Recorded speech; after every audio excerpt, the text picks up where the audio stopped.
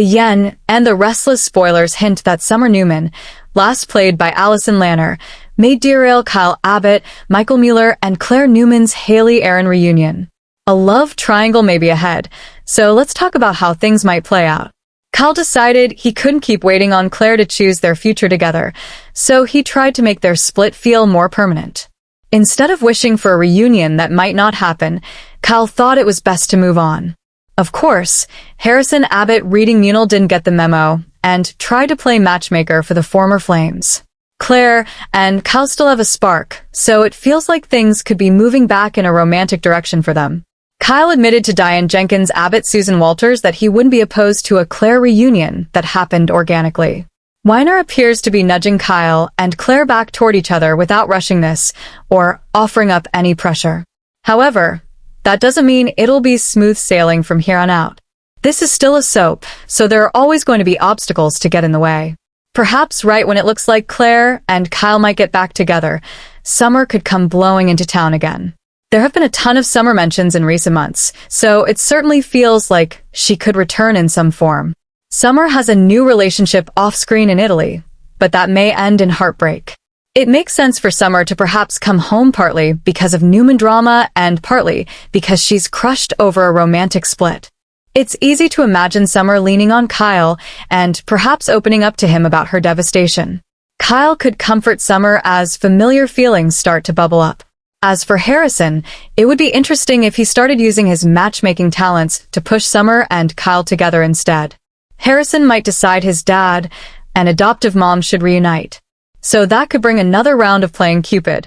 Regardless, if Summer does return in the not-too-distant future, she'll no doubt enjoy lots of bonding time with Kyle and Harrison. Summer and Kyle might find themselves wondering whether they should reunite their family down the road. Meanwhile, Claire could end up realizing the depth of her own feelings for Kyle at the worst possible time. Will Claire discover just how much she wants Kyle for herself when he's falling back in love with Summer?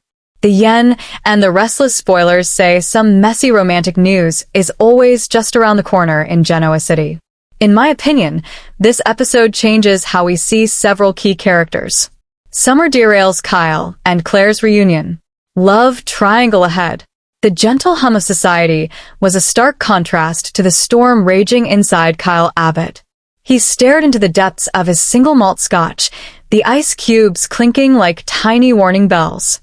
Across the table, Claire Abbott, her eyes still holding the ghost of a trauma that would take lifetimes to heal, offered him a tentative smile. It was a smile of hope, fragile as a soap bubble, and it tore at Kyle's heart in ways he couldn't fully articulate. "You're sure about this?" Claire asked, her voice barely above a whisper. "New York. It's a fresh start for both of us away from all of this." "I've never been more sure of anything," Kyle said, reaching across the crisp, white linen to take her hand. Her fingers were cold. He enveloped them in his warmth. What we have, it wasn't built on convenience, Claire. It was built on seeing the darkest parts of each other and choosing to stay. I chose you then. I choose you now. This was the moment the reconciliation fans of The Young and the Restless had been holding their breath for. After the harrowing ordeal with Claire's twisted lineage and her abduction by Jordan, Kyle had been her anchor. In the quiet aftermath, as Claire pieced herself back together with the reluctant but growing support of the Newman family, it was Kyle who visited daily. It was Kyle who listened to her nightmares without flinching, who defended her to a skeptical Victor, who reminded a wary Victoria that Claire's heart, unlike her great tents, was made of gold, not poison. Their bond, forged in crisis, had deepened into something profound and quiet, a love born of survival. The plan was simple, elegant. A co-managerial position at Abbott Callahan's new flagship office in Manhattan. A chance to build a life untethered from the ghosts of Genoa City. A chance to just be Kyle and Claire. They were to leave in 72 hours. But in Genoa City, there is no such thing as a simple, elegant plan. There is only the inevitable interruption. The doors of society swung open with a gust of chilled autumn air. Summer Newman Abbott stood framed in the doorway, her auburn hair catching the afternoon light like a flame. She'd just returned from a swift, successful business trip to Milan for Marchetti. She was jet-lagged, exhilarated, and carried with her a revelation that had crystallized at 30,000 foot over the Atlantic. The sight that greeted her, however, stopped her cold. She saw the joined hands.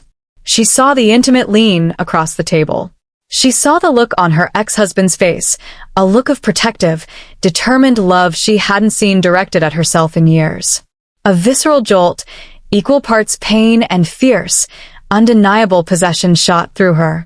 Harrison's words echoed in her mind from their video call just yesterday. Daddy says he and Claire might live in a big building with an elevator in New York. She dismissed it as a child's fantasy. Now she saw it was an imminent reality. Summer didn't retreat. She never did. She was a Newman through and through. She straightened her shoulders, a razor-sharp smile touching her lips, and marched towards their table.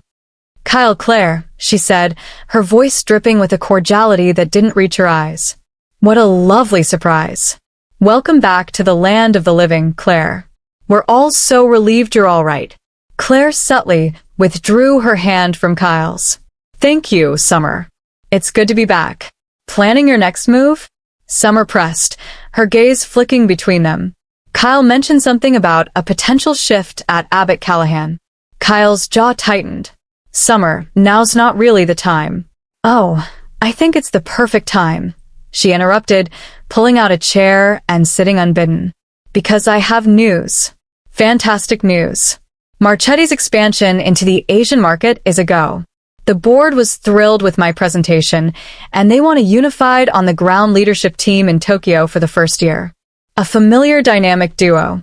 She let the words hang, her eyes locking onto Kyle's.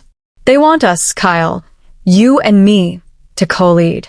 It's the opportunity of a lifetime." The air at the table grew thick enough to choke on. Claire seemed to shrink into her seat, the fragile hope in her eyes dimming. This was Summer at her most potent, all business, all ambition, wrapped in a package of history and shared parenthood that Claire could never compete with. "Summer, we discussed this," Kyle said, his voice low. "My focus is on Abbott Callahan and on Claire." "Disgusted it. You dismissed it over a text message from an airport lounge." Summer fired back, her composure cracking slightly. "This isn't just some job, Kyle. This is Marchet's biggest play since its inception. It's our legacy, the one we built together.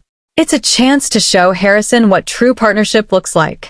And it's a 12-month contract, 1 year. Then you can do whatever you want." She turned her attention to Claire, her expression softening into something that was almost convincing. "Claire, you of all people should understand the importance of family legacy, of seizing an opportunity to cement your future. Surely, you wouldn't stand in the way of Kyle securing our son's future." The blow was masterfully delivered, striking Claire's deepest insecurities. She was the interloper, the woman with the bloodline of a monster trying to rebuild a life from ashes. How could her fragile new love compete with the cemented history of a family and a child? "I would never," Claire stammered, her voice faint. She stood up, her chair scraping against the floor. This is a decision you two need to make for Harrison." "Excuse me." She fled, a blur of blonde hair and heartbreak before Kyle could stop her. "Claire, wait." Kyle called after her, but she was already gone. He rounded on Summer, fury darkening his features. "What the hell was that? Do you have any idea what she's been through?" "I do, actually. And I also know that you, Kyle Abbott, have a habit of playing the white knight to damaged women only to realize too late that you've tied your life to their chaos," Summer retorted, standing her ground. "What you have with her is trauma bonding, not a future. What we could have again in Tokyo, away from all our baggage is real. We have a son. We have a history of success. We fit. We broke, Summer," Kyle said, the exhaustion evident in his voice. "We broke because we wanted different things, because we couldn't get past our own pride. People grow, people change." "I've changed," Summer insisted, a rare vulnerability piercing her armor. "Seeing you with her, it clarified everything. I'm not letting you walk out of our lives and onto a plane to New York without a fight. For Harrison, for us. The board meeting is tomorrow at 10 a.m. Be there. Hear them out. For old time's sake." She left him then, the scent of her perfume lingering as a taunt. Kyle sank back into his chair, his head in his hands.